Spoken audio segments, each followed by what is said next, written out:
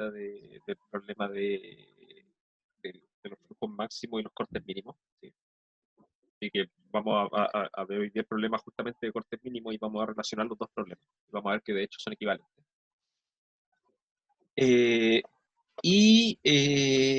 Quería consultarles si han podido avanzar algo con las presentaciones. Sí, sí, ¿Sí? Ya. sí. Entonces, ¿les parece que el jueves de la próxima semana, en el horario de ayudantía, veamos eso? ¿Sí? Así como la primera, digamos, la interrogación previa, así como para cachar cómo están con la presentación y todo. Y ya después, la semana del 10 de agosto, las clases del día 11 y 13, serían las dos presentaciones. Ya. Y claro, eso nos dejaría en realidad con materia que vamos a ver nosotros, o sea, que en el fondo las clases que voy a hacer yo serían las últimas 4 que nos quedarían después de esta, así que serían finalmente martes 4 y jueves 6 de agosto y martes 18 y jueves 20. Así que eso me gustaría centrarme en el asunto del problema de P y NP. ¿Sí? Ya. Y con eso ya cerraríamos el curso. ¿Sí? Ahora estaba pensando con respecto a las evaluaciones, yo creo que lo que podemos hacer es digamos, la interrogación que les voy a hacer la próxima semana, ¿sí? Contarla como una nota de cátedra, ¿sí? Y las notas de las presentaciones como una segunda nota de cátedra. ¿Sí? Y Ya. con eso cerrar. ¿Sí? Ya. Eso. ¿Sí? Así que esas notas las van a tener, bueno, las de la interrogación yo creo que las van a tener el mismo día. ¿Sí? Si es una cuestión que yo los voy a interrogar, voy a tener aquí anotadito las cosas y les pongo la nota al tiro. Y las presentaciones, las notas de las dos presentaciones, yo creo que se las podría tener el mismo viernes 14. ¿Sí? O sea, que pase las presentaciones el martes, el jueves y el 14 les publico las notas y con eso ya cerraríamos el curso. ¿Sí? Después igual nos va a quedar una semana de clase que, claro, serían cosas que no voy a evaluar en ningún momento, ¿sí? Pero sería bueno que estén, ¿sí? Aunque ya estén con el curso aprobado y todo, porque ya con las notas que van a tener ya vamos a ver la condición de aprobación y todo. Eh, a mí me interesaría que estén como para que cachen bien este concepto de la complejidad computacional en sí, ¿sí? Ya en la parte, digamos, más teórica. Así que es importante manejarla al momento de estar desarrollando algún algoritmo. Ya. Ok, entonces, habíamos hablado del problema de flujo máximo, que era básicamente lo siguiente. Nosotros teníamos una red, partíamos con una red que era nada más que un grafo dirigido, una función U que llamaba una función de capacidades, y dos vértices S y T, que finalmente uno va a ser la fuente y el otro va a ser el receptor. ¿Sí?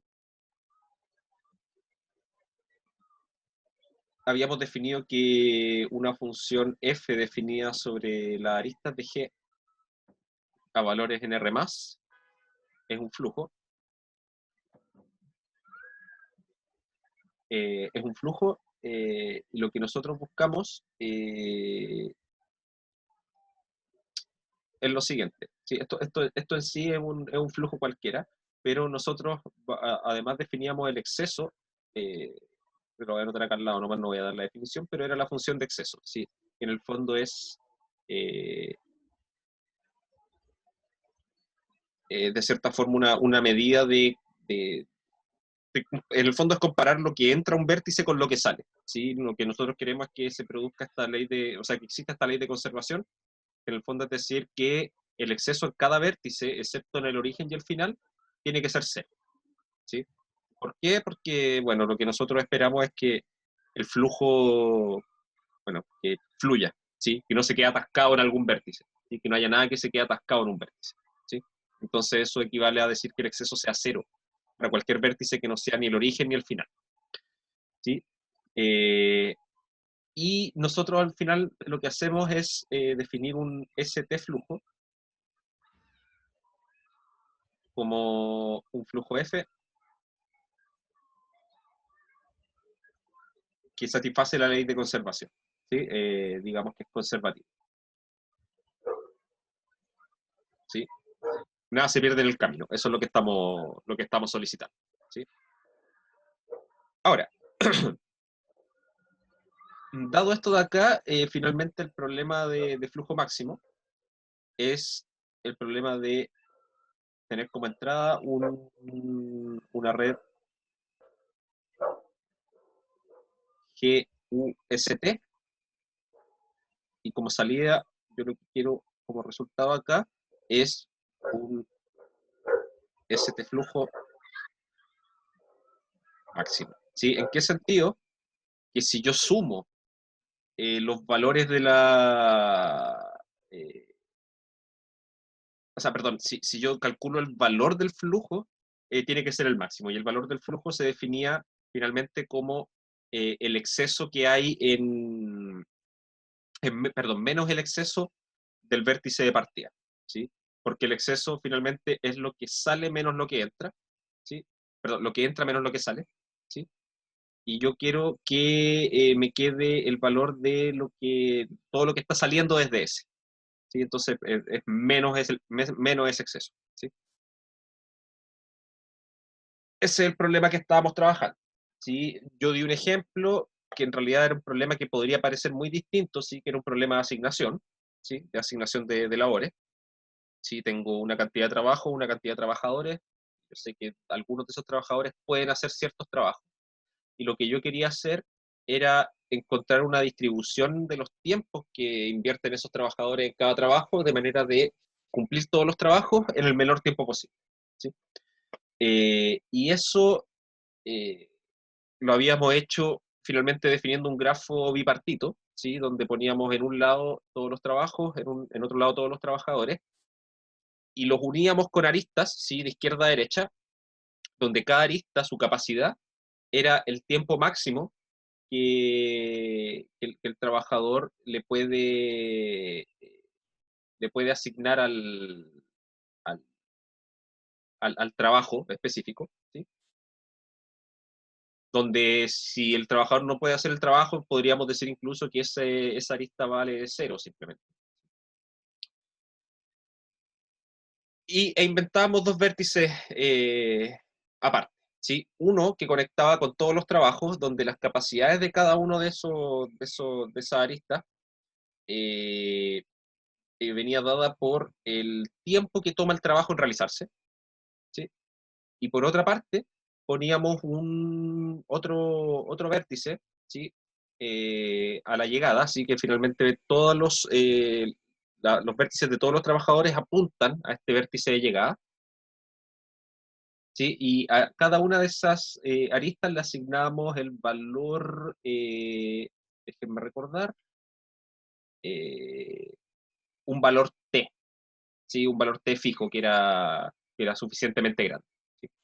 Entonces, finalmente, si ese T es suficientemente grande, un flujo máximo dentro de ese grafo se asocia directamente a una asignación de cuánto tiempo le tiene que invertir cada trabajador a cada trabajo específico, ¿sí? Y esa cantidad de tiempo va a quedar determinada por el flujo sobre cada una de las aristas que están uniendo los trabajos con los trabajadores, ¿sí? Ahora, vamos a ver que en realidad hay algo importante acá y que está relacionado con uno de los grafos que yo di como ejemplo, ¿sí? Que finalmente podría ser que las aristas que salen desde el origen, ¿sí? Pueden tener capacidades muy grandes, pero en el camino podría encontrarme con que hay muchas aristas con capacidades muy bajas. Eso hace que desde el origen no va a poder salir tanto flujo, ¿sí? Porque si no se va a quedar estancado en alguna parte, ¿sí? O sea, de cierta forma se está armando un cuello de botella, ¿sí? Entonces vamos a tratar de analizar ese concepto de ese cuello de botella que podría aparecer y vamos con eso de cierta forma, inspirar el problema del corte mínimo, ¿sí? Y vamos a relacionarlo con el problema de flujo máximo, ¿sí? Entonces, recordemos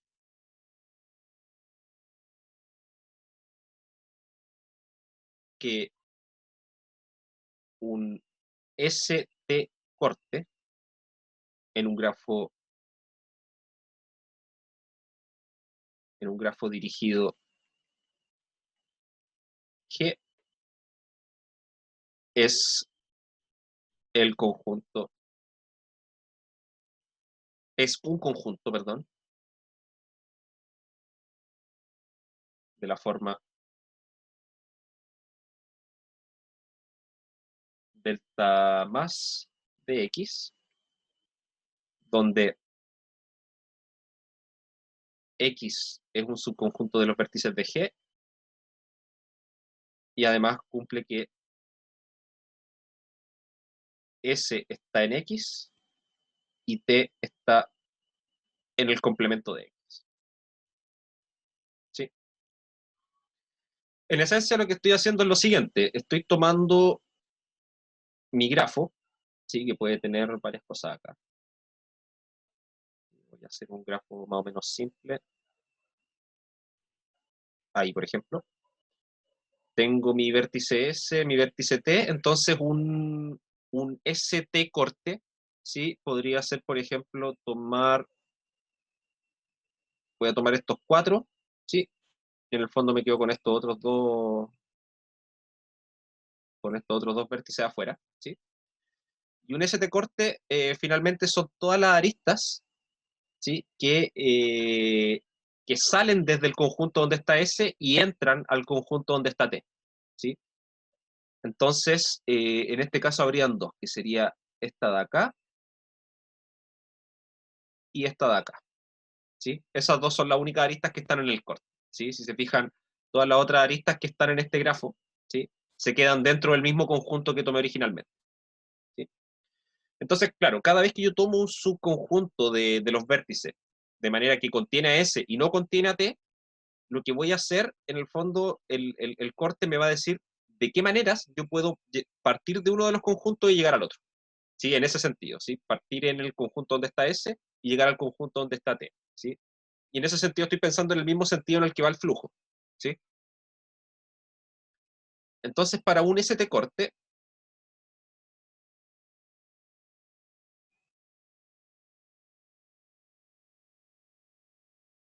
en una red, definiremos su capacidad como la suma de las capacidades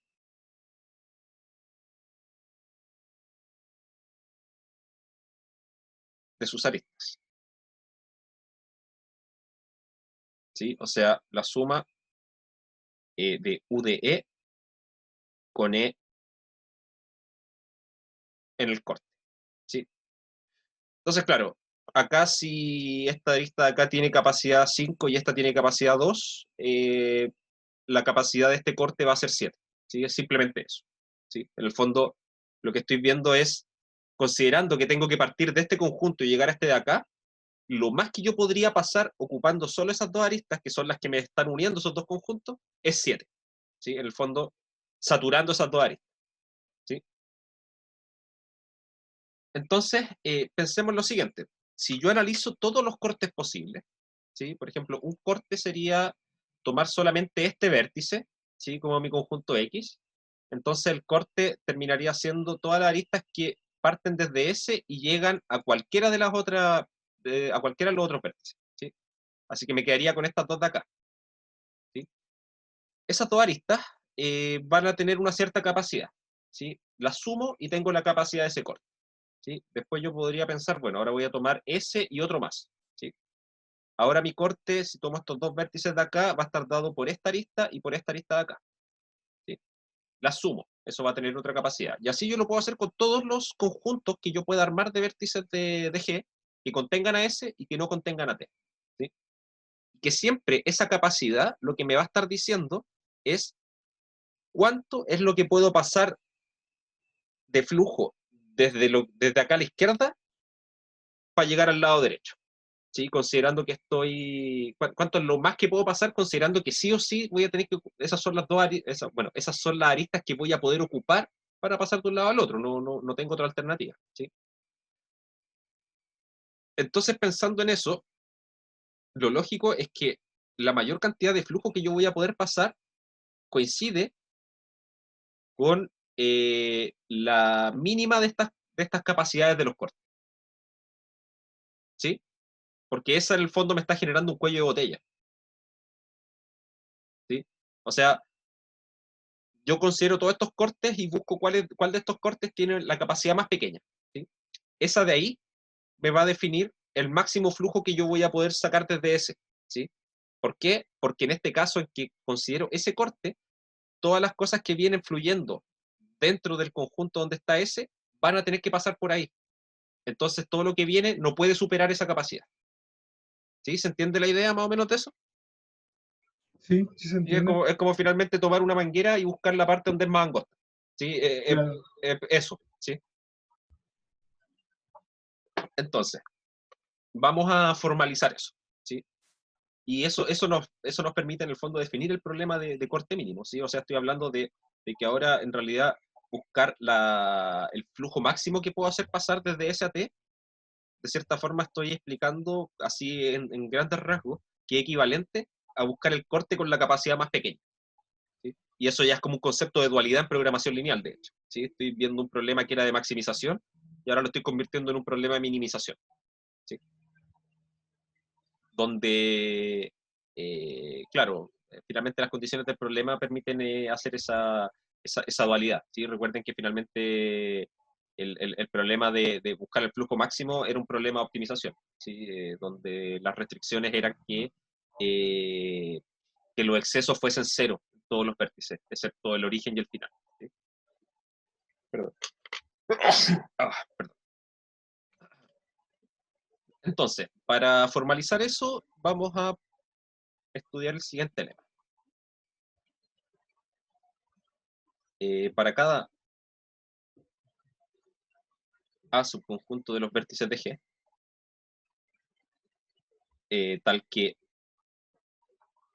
S pertenece a A y T no pertenece a A, ¿sí? O sea, en el fondo estoy tomando uno que me va a definir un ST corte,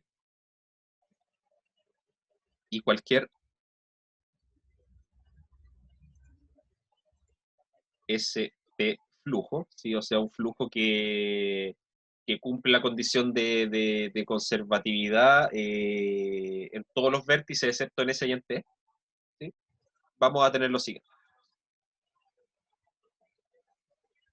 Se tiene que, primero, el valor de F, ¿sí? Es igual a, que en el fondo es el flujo permitido, ¿sí? Dadas las condiciones del problema. Esto va a ser igual a la suma sobre las aristas que están en el corte de A, de F de E, menos la suma de las aristas en el corte de salida, digamos, perdón, en el corte de entrada, F, E, ¿sí? Donde, claro, aquí yo definí arriba el delta más, ¿sí? Estaba recordando ese, que en el fondo son las que salen desde este conjunto y entran al otro. Este otro corte es el mismo, pero hacia el otro lado, ¿sí? O sea, tengo que buscar las aristas que salen desde este y llegan al rojo, ¿sí? En este caso, por ejemplo, ese corte, el delta menos de estos conjuntos que selecciona acá, ¿sí? El delta menos de este de aquí, es vacío, ¿sí? Porque no hay ninguna arista que entre a ese conjunto, ¿sí? Entonces, eso por una parte, y por otro lado, el valor de f, ¿sí? Que es justamente lo que queremos maximizar en el problema de flujo máximo, es menor o igual, o sea, tiene una cota superior, y va a ser siempre menor o igual a la suma sobre las aristas que salen del conjunto A de las capacidades. Entonces, analicemos esto. Nosotros sabemos que la conservación de flujo se cumple para cualquier elemento que esté en A, excepto para S, ¿sí? Porque, bueno, en realidad la ley de conservación se cumple para todos los que están para todos los vértices, excepto S y T, ¿sí? En particular se cumple para todos los que están en A, excepto para S, ¿sí? Porque T no está en A, así que no lo voy a considerar. Entonces, como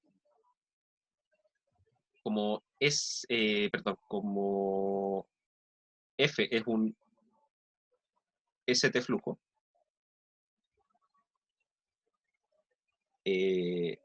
entonces el exceso de F en B es igual a 0 para todo B en A menos S. ¿Sí? Así,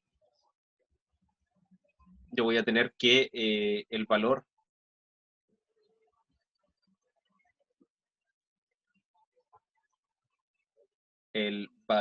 de F es igual, por definición, es todo lo que sale de S menos todo lo que entra a S. ¿Sí? Eso era, por definición, el valor del flujo. ¿Sí? Ahora, yo tengo esto de acá, y esto termina siendo igual a si yo sumo sobre todos los B que estén en A, la suma sobre las cosas que, sobre lo que sale de B, menos la suma de lo que entra a B. ¿Sí? Y esto es una igualdad bien trivial, ¿sí? Porque, de hecho, S pertenece al conjunto A, ¿sí? Así que en algún momento, este término de acá es exactamente el mismo de arriba, ¿sí? Pero para todos los demás, esta resta que está acá adentro es 0, ¿sí? Porque el exceso es 0, ¿sí? Así que por eso estas dos cosas son iguales. En el fondo estoy agregando en esta expresión de acá arriba, estoy agregando puros ceros sumando, ¿sí? Ahora, si yo reinterpreto esto es sumar sobre cada vértice en A,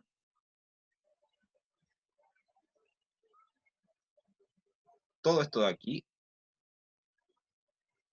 y restarle la suma sobre todos los vértices en A, esta suma acá. Delta menos dB. F. ¿Sí? Ahora, ¿qué estoy haciendo ahí? Estoy diciendo, para cada vértice en A, estoy tomando todas las aristas que salen de ese vértice y sumando su flujo. ¿Sí? Y acá estoy tomando todos los vértices que están en A y estoy, para cada arista que entra a B, estoy sumando su flujo. ¿Sí? Entonces, finalmente, esto termina dando simplemente la suma sobre todas las aristas que en realidad están saliendo de A, de Fn, menos la suma sobre todas las aristas que están entrando.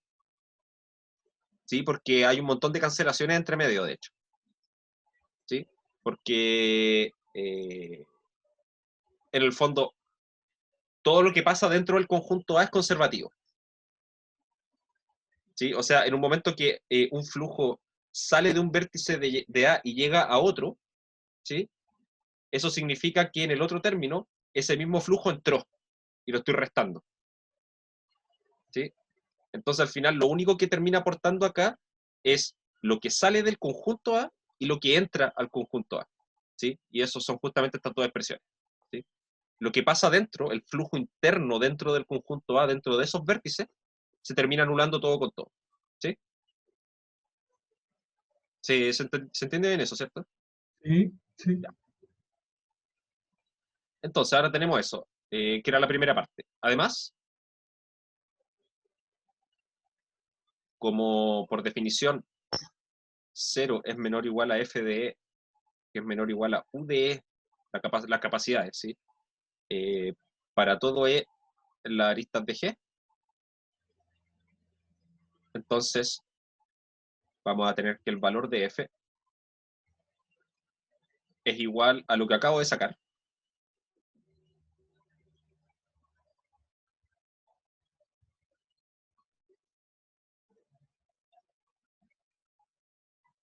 y aquí analizo esta expresión, ¿sí? La suma que estoy restando, en el fondo, esta de acá, ¿sí? En realidad lo que estoy restando ahí es un número que es siempre mayor o igual a 0, ¿sí? Porque todos los términos de esta suma son mayores o iguales que 0. Entonces esta expresión es necesariamente menor o igual a eliminar esa suma de ahí.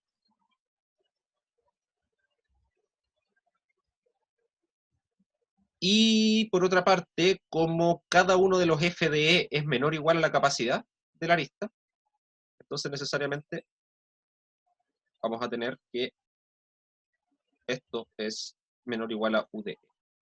Así que el valor de f me queda acotado por esa suma allá. ¿Sí?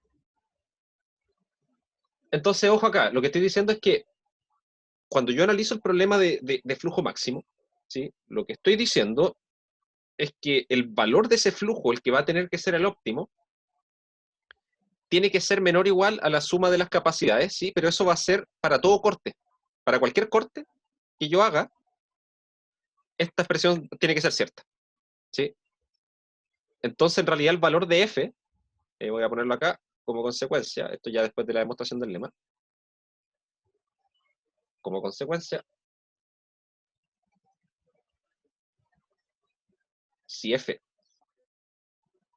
es un flujo óptimo, ¿sí? En el sentido que es un flujo máximo, para el problema del flujo máximo, ¿sí? Entonces, vamos a tener que el valor de f es menor o igual al mínimo sobre los A subconjuntos de los vértices de G con S en A de que no esté en A de la suma de las capacidades.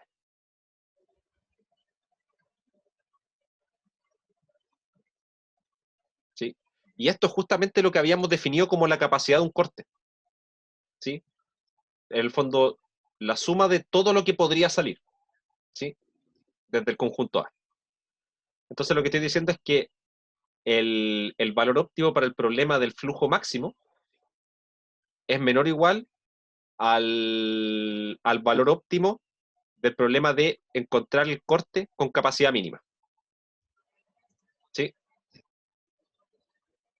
Entonces, de hecho, esto de aquí que estoy diciendo que hay una desigualdad, vamos a ver que de hecho es una igualdad. Veremos que esto, de hecho, es una igualdad.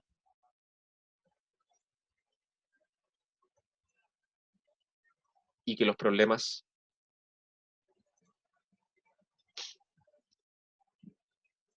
son equivalentes.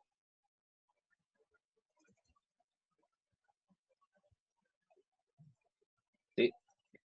Entonces, para eso, de la misma forma como se hace siempre con un problema de optimización lineal, ¿sí? Que es finalmente lo que estamos trabajando por debajo acá, a nosotros nos interesa ver ya sean las distintas variables de holgura que podrían aparecer, pero más que eso, lo que en optimización se le conoce como los costos reducidos, ¿sí? Entonces vamos a definir un concepto de costo reducido acá, que en el fondo van a ser lo que vamos a llamar los grafos residuales, ¿sí? Y que el concepto es básicamente el mismo, o sea, la estructura de ese grafo que vamos a obtener nos va a decir, si es que estamos en el óptimo o no. Y si no estamos en el óptimo, nos va a decir de qué manera proceder para mejorar la solución que tenemos en curso, ¿sí? Entonces, definición. Entonces, para un grafo dirigido,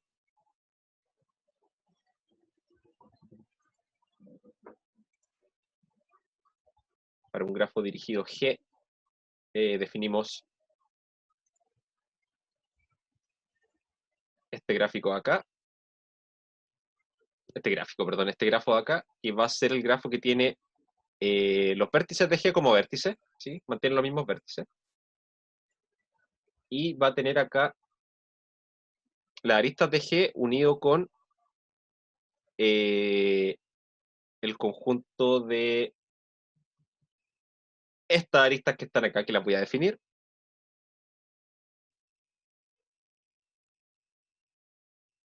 Donde para que sea una arista que parte en U y llega a B, ¿sí? Sale de U, entra a B.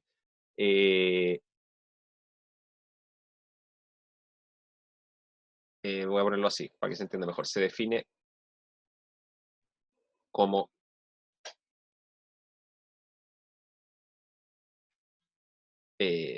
E igual a BU, ¿sí? En el fondo doy vuelta a la arista, ¿sí? Entonces, claro, ¿qué es lo que tengo yo? Yo tengo y esto tiene un nombre, esto es la arista reversa. En el fondo lo que estoy haciendo, yo tengo mi grafo dirigido y voy a tomar todas sus aristas, ¿sí? Y además las voy a dar vuelta y las voy a agregar a las que estaban originalmente, ¿sí? Entonces ahora, cada par de vértices que estaban unidos por una arista en alguna dirección en un momento, al principio, ¿sí? Ahora también tiene la arista que viene de vuelta, ¿sí? Entonces ahora, si bien en un grafo dirigido originalmente uno puede ir quizás de un lado a otro solamente, al construir este grafo, ¿sí? Lo que va a pasar es que para cada par de aristas que están conectadas yo puedo ir en los dos sentidos, ¿sí? En el fondo lo estoy haciendo, entre comillas, no dirigido, ¿sí? Pero bien entre comillas, ¿sí? Porque no es exactamente lo... ¿Sí? Porque, por ejemplo, en un grafo no dirigido, si yo pongo capacidades para la arista, cada arista va a tener una única capacidad. En cambio, cuando yo hago esto, de escribir este grafo doble, digamos, ¿sí? La arista que va en un sentido puede tener una cierta capacidad y la que va hacia el otro lado puede tener una capacidad distinta, ¿sí? Así que esa es la pequeña diferencia que hay con un grafo no dirigido, ¿sí? Porque si no, si fuera tan fácil, hubiera dicho, bueno, convierto el grafo G en un grafo no dirigido, ¿no? ¿Sí? Eh, entonces, sobre esto, definimos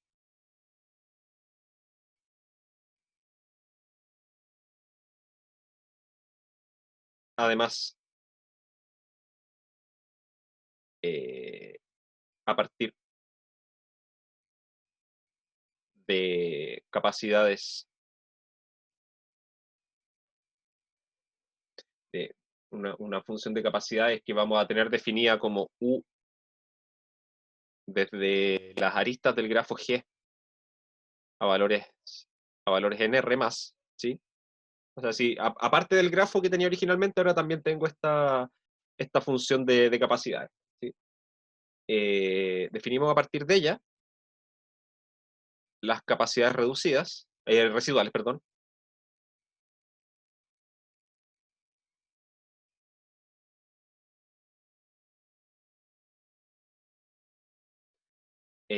como la siguiente función. Entonces, U sub f, ¿sí? Esto es para un flujo, ¿sí? Esto es para un flujo que ya está fijo. Eh, entonces yo voy a tomar el grafo, las aristas del grafo este que definimos arriba, ¿sí? A valores nr más, y que vamos a definir esta función como sigue. U sub f de e va a ser lo mismo que U de e menos f de e, ¿sí? Y ahí vamos a explicar esa noción, ¿sí? Y U sub f del reverso va a ser simplemente igual a f para todo e en la arista de G. ¿Sí? Ahora, bueno, antes de explicar eso voy a dar la última parte de la definición. El grafo residual G sub f viene dado por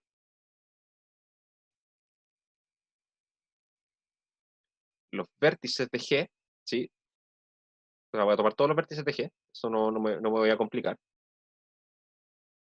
Pero aquí voy a tomar todas aquellas aristas en, en este grafo con las aristas reversas también, ¿sí?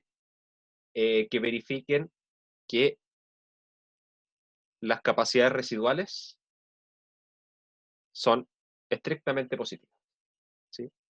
Esto anda por ahí con lo que uno hace en Simplex cuando uno estudia cuando los costos reducidos son estrictamente negativos, ¿sí? A ver, entendamos esto. Tomo el grafo. Para cada arista que haya, tomo su arista reversa también y la agrego, ¿sí? Así que ahora sobre cada par de vértices que ya estaban unidos puedo ir y volver, ¿sí? Ahora, si además yo tenía una función de capacidades definida sobre el grafo original, ¿sí? Voy a definir estas capacidades residuales dado un flujo, ¿sí? Tengo que tener un flujo también aparte, ¿sí? Entonces lo que voy a hacer es, para las aristas del grafo original, ¿sí?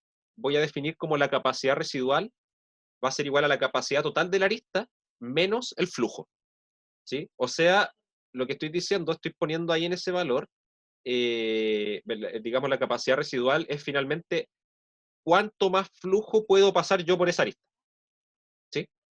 Dado el flujo que tengo, podría yo aumentarlo un poco, ¿sí? Y por otra parte, para la arista reversa, definimos su capacidad residual como simplemente como el valor del flujo, ¿sí? ¿Qué nos hace eso? Si yo pienso después cuál es el flujo neto sobre una arista, ¿sí? En el fondo, cuánto se está moviendo entre un vértice U y un vértice B, va a ser la suma de esas dos capacidades residuales. O sea, perdón, la capacidad total va a ser la suma de esas dos capacidades residuales, ¿sí? Esa es más o menos la idea, ¿sí? En el fondo estoy tomando la capacidad y la estoy dividiendo en dos partes, ¿sí? La gracia de eso es que finalmente esto de acá me va a indicar cuándo la solución voy a poder mejorarla, ¿sí? Y esto de acá me va a estar diciendo cuánto vale mi solución en ese momento, en esa arista, ¿sí? Y lo que decía el grafo residual va a ser tomar el mismo grafo original G, los mismos vértices, pero voy a considerar solamente aquellas aristas, ¿sí? Del grafo con la arista reversa y todo, que hagan que el flujo residual, perdón, la capacidad residual sea estrictamente positiva, ¿sí? O sea, van a ser aquellas aristas que me van a quedar, que ya sea que la capacidad no se está cumpliendo, ¿sí?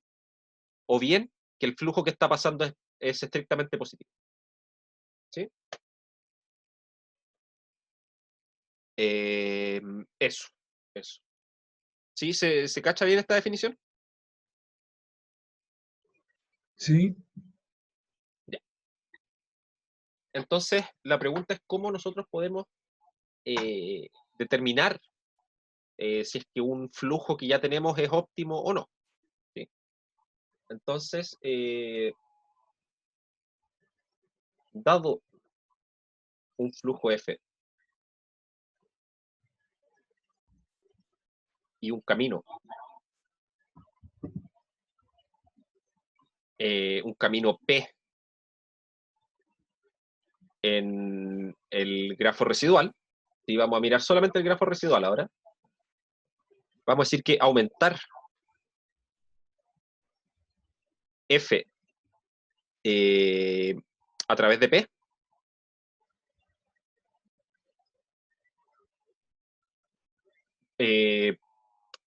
en gamma, perdón, significa lo siguiente. Sí, bueno, el nombre lo dice, en el fondo lo que voy a hacer es, dado mi flujo y un camino que esté en el grafo residual, va a significar, aumentar F a través de gamma va a significar aumentar el flujo de F en gamma sobre las aristas de ese camino, ¿sí? ¿Por qué puedo hacerlo? Eso es admisible porque yo sé que las aristas que están en el grafo residual tienen capacidades residuales mayores que cero. Eso significa que las aristas no están saturadas, las aristas del grafo G no están saturadas, ¿sí? Así que puedo aumentar un poco F, ¿sí?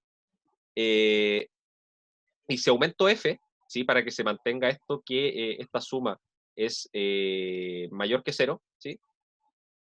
O sea, perdón, que esta suma es igual a la capacidad total, ¿sí? Aumento F acá, eso va a hacer que la capacidad residual disminuya, ¿sí? Y por lo tanto esta va a aumentar, ¿sí? Entonces, aumentar F a través de P va a significar lo siguiente. Significa que para cada arista en las aristas del camino, realizamos lo siguiente.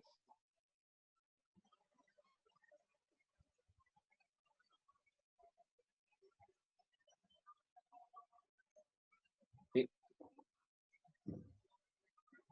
Si la arista pertenece al grafo,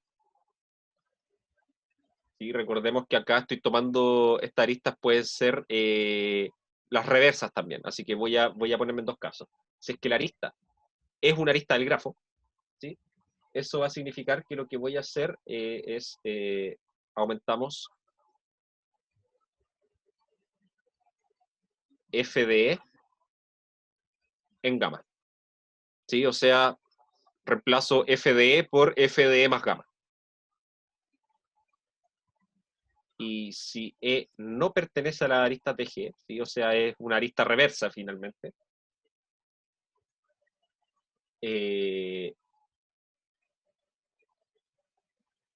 aumentamos, perdón, disminuimos, ¿sí? Porque acá hay un signo cambiado, disminuimos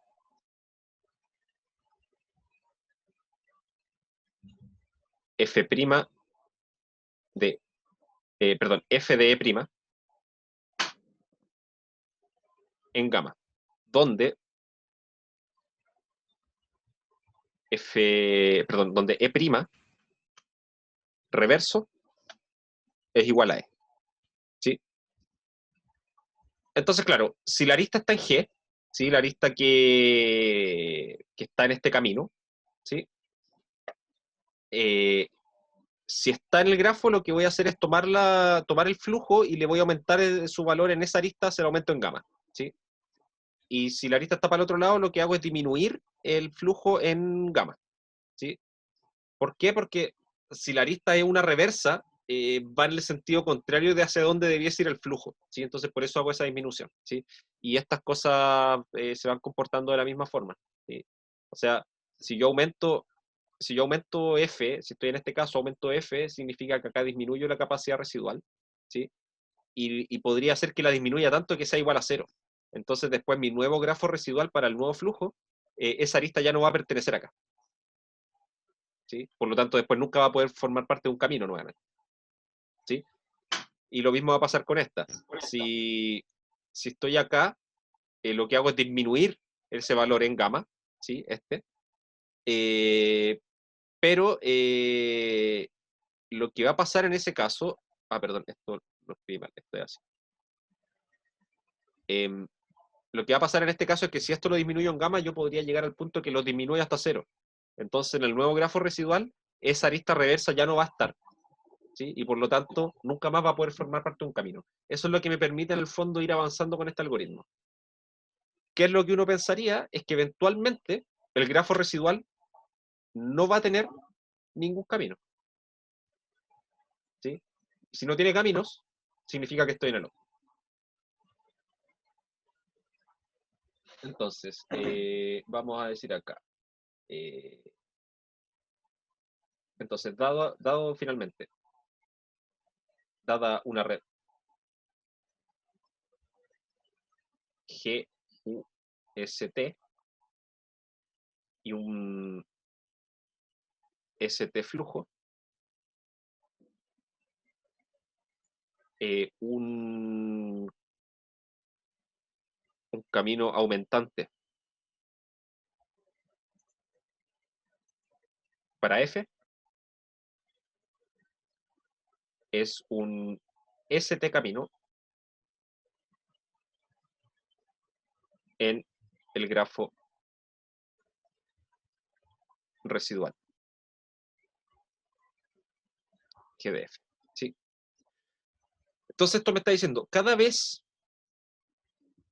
que yo encuentro un camino que me una S con T en el grafo residual, el procedimiento anterior me está diciendo, bueno, entonces yo puedo modificar F de alguna forma. ¿De qué forma lo voy a hacer?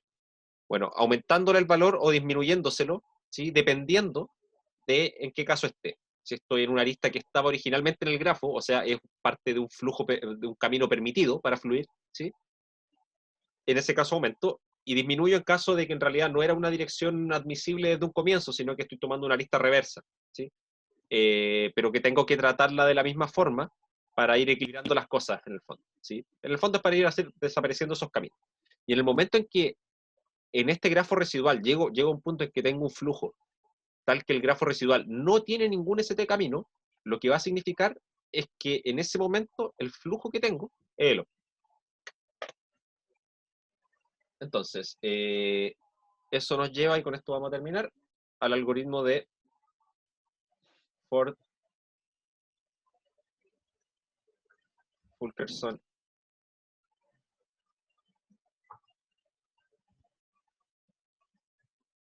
que nos dice lo siguiente. Yo le entrego a este algoritmo una red GUST con, y ojo acá, con U, una función que va de las aristas de G a valores en Z más, ¿sí? Y como salida, un ST flujo máximo. ¿Este algoritmo qué hace? Primero, fijar f de E igual a 0 para todo E en la arista de G. Esto ya lo había mencionado, ¿sí? El problema de flujo máximo siempre tiene solución, y de hecho una de las cosas que habíamos dicho es que el flujo nulo, ¿sí? Que es 0 en todas las aristas, es siempre factible, ¿sí? Así que vamos a partir con ese, ¿sí? Ese va a ser nuestro punto de partida para el algoritmo, ¿sí? Y ese flujo vamos a empezar a mejorar. Entonces, 2, encontrar un camino aumentante para F en el grafo residual, ¿sí? Si no existe,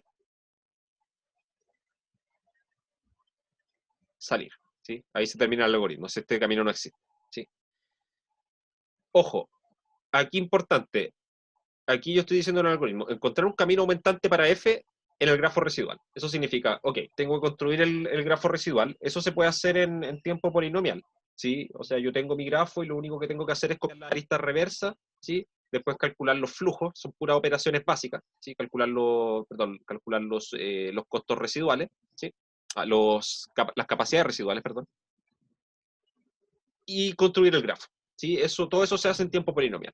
Y después el hecho de encontrar un camino, ¿sí? Aumentante para F, eso significa buscar dentro de este grafo un camino que parta en S y llegue a T. Algoritmos para eso ya tenemos, ¿sí? Están los algoritmos de búsqueda en profundidad, de búsqueda en ancho, así que eso no genera ningún problema, ¿sí? De hecho, bueno, no, esos algoritmos están, así que esto se puede hacer en tiempo polinomial, así que estamos bien. Bueno, y si no existe ese camino, termina el algoritmo. Tercero, lo que voy a hacer es, una vez que encontré un camino, ¿sí? Que lo voy a llamar P, ¿sí? Calcular gamma igual al máximo, perdón, al mínimo de los costos, las capacidades residuales en cada arista, ¿sí? Donde las aristas que voy a tomar ahí son las aristas del camino.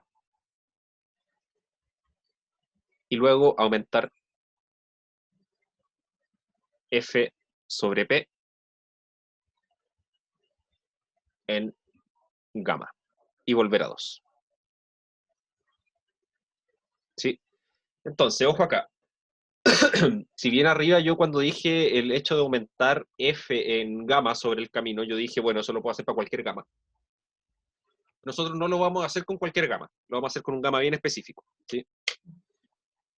la gracia aquí, claro, si yo tomo gamma muy pequeño, por ejemplo, para hacer el aumento, ¿sí? En el grafo residual, lo que podría pasar es que el grafo residual no cambie, ¿sí? O sea que al momento de aumentar f en una cantidad gamma que podría ser muy pequeña, ¿sí? O sea, por ejemplo, fíjense acá que cuando yo defino esto de aumentar f en gamma, gamma podría ser cero, ¿sí? Si gamma es cero, no hago nada, ¿sí? El grafo queda exactamente igual, ¿sí? De hecho, el flujo queda igual, así que no cambia nada.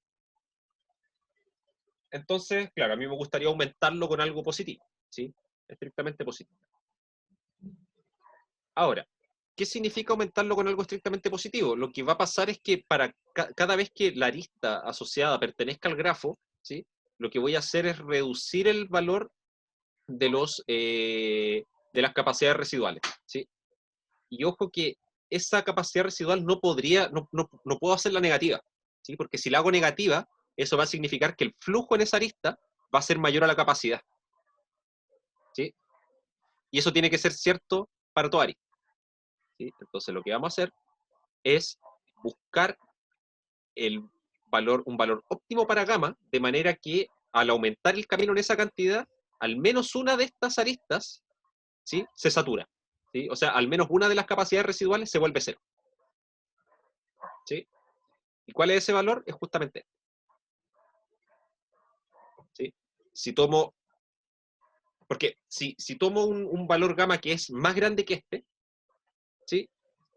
Necesariamente, justamente aquella arista donde este mínimo se alcanza, la capacidad residual se va a hacer negativa, la nueva capacidad residual. Y eso va a significar que mi flujo va a valer más que la capacidad del grafo. Así que eso no está permitido. Entonces, necesariamente gamma tiene que ser menor o igual al mínimo, ¿sí? Pero si es exactamente igual al mínimo, lo que aseguro es que justo en esa arista donde este mínimo se alcanza, la nueva capacidad residual va a ser cero, ¿sí? Y eso va a hacer que al volver a 2, después de hacer el aumento de f, ¿sí? Al volver a 2, cuando construyo el grafo residual nuevamente, esa arista que definía el mínimo antes, ahora ya no va a pertenecer al grafo residual, ¿sí? Porque su nueva capacidad residual va a ser cero, ¿sí? Entonces, ese camino que existía originalmente en el grafo residual, ahora ya no existe, lo rompí. Entonces, ahora mi trabajo va a ser preguntarme, bueno, ya rompí ese camino, ¿existe otro? Y ahí continuar, ¿sí? Eh, una cosa importante acá, no vamos a entrar mucho en el detalle sobre esto, ¿sí? Pero aquí nosotros pedimos que las capacidades sean enteras, ¿sí? Sean números naturales, enteros positivos, ¿sí? Enteros mayores o iguales que cero. Eso es bien importante porque si bien este algoritmo pareciera no tener ningún problema, ¿sí? Resulta que si hay capacidades irracionales, hay ejemplos que se pueden mostrar, este algoritmo nunca termina, ¿sí?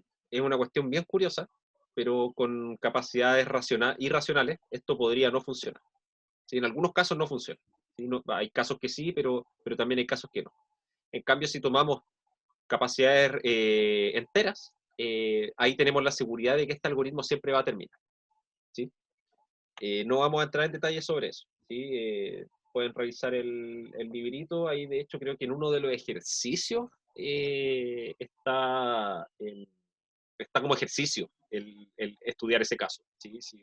Si uno toma capacidades irracionales y aplica este algoritmo, el algoritmo podría no terminar. Y ahí dan un caso específico, o sea, tomar un grafo, tomar estas capacidades de acá y demostrar que el algoritmo no termina, ¿sí? Creo que tiene que ver con el número áureo. Eh, ahora, entonces este grafo final, o sea, perdón, este algoritmo lo que hace es ir tomando sucesivamente este grafo residual, irlo modificando, ¿sí? Y cada vez me voy a ir asegurando de ir eliminando caminos, ¿sí? Y el asunto es que después, una vez que eliminé uno de estos caminos que unía S con T, si se fijan, eso significa que la arista asociada deja de estar en el grafo residual, ¿sí? Y si deja de estar en el grafo residual, el valor del flujo en esa arista nunca lo voy a volver a cambiar, ¿sí? A lo más lo voy a cambiar dos veces, si es que me aparece la arista y después la arista reversa, pero nunca más lo voy a volver a cambiar, ¿sí? Entonces eso me asegura que este algoritmo va a terminar en algún momento, ¿sí? ¿Sí? Porque va a ser imposible que siempre me encuentre caminos, ¿sí? Porque siempre los voy a ir rompiendo y nunca van a volver a aparecer esa área. ¿sí? Así que eventualmente S y T van a quedar desconectados.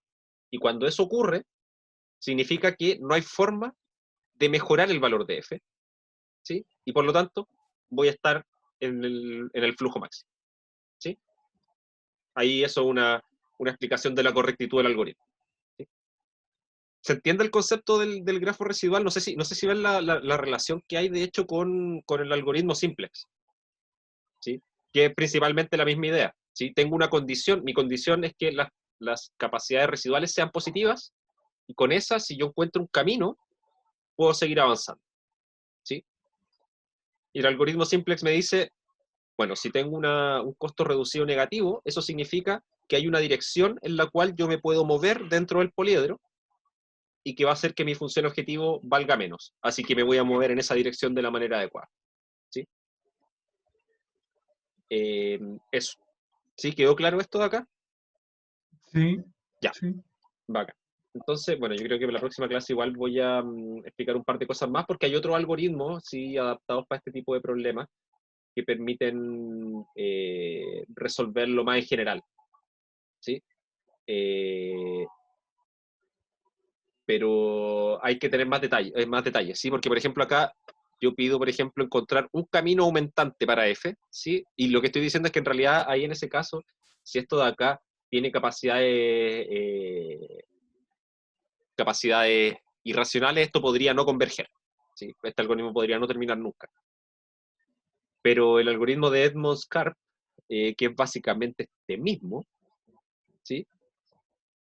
Tiene este mismo primer paso, el paso 3 es el mismo, ¿sí? La única diferencia se da aquí en el paso 2. Y si yo lo cambio un poquitito, puedo poner capacidades reales acá cualquiera, reales mayor o iguales que 0, ¿sí? Y el algoritmo sí va a converger siempre, ¿sí?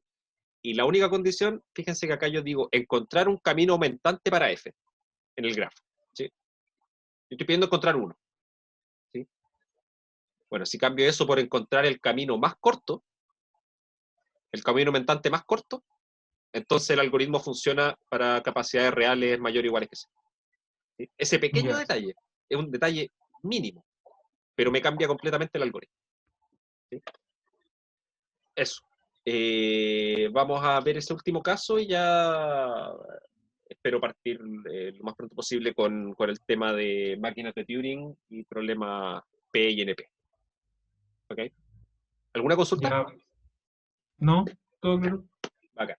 Entonces lo dejamos hasta acá y nos comunicamos el día martes. Salvo que tengan alguna duda sobre las presentaciones, ahí me avisan. ¿Ya? Ya. Eso. Ya. Que estén bien. Chao, chao. Chao, profe.